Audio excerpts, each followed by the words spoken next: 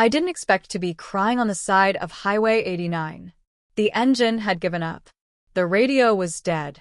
And I was sitting in my car, surrounded by pine trees and silence, trying not to fall apart again. Divorce papers were still in the glove box. Signed. Final. 20 years of marriage reduced to a manila envelope.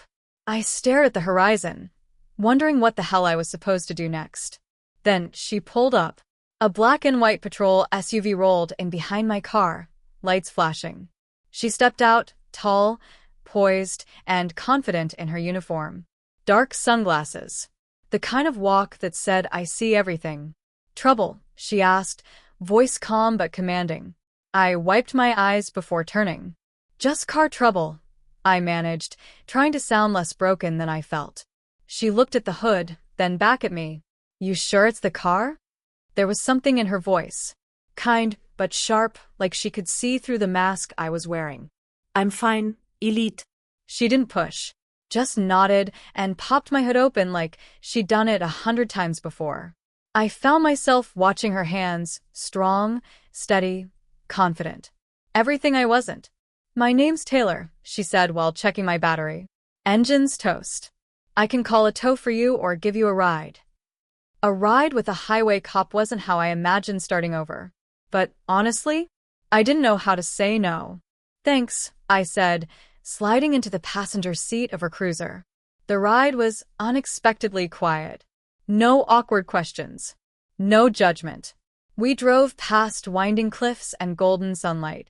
She asked if I was coming from a breakup. I paused, then nodded. 20 years, I said softly. Ended with a signature. She glanced over, then back at the road. Sometimes signatures are the beginning, not the end. I didn't know how to respond, so I stared out the window instead. But something shifted in that car.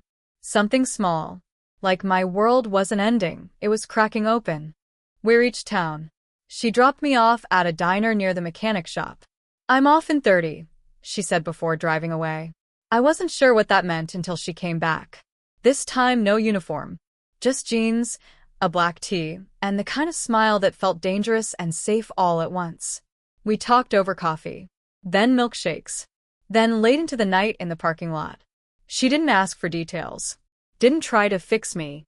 She just listened, and smiled when I said something sarcastic, and looked at me like I wasn't broken, just becoming something new. We spent the next week together. Lunches turned into hikes. Laughs turned into long looks.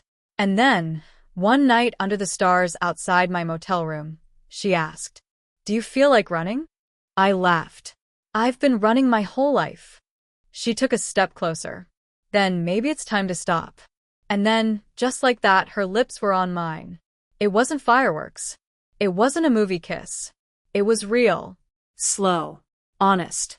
The kind of kiss that doesn't ask for permission. It already knows the answer. They say the best stories don't start with a plan. They start with a breakdown. A tow. A cop with kind eyes. And a woman learning that sometimes rock bottom isn't the end. It's just the first turn on a better road.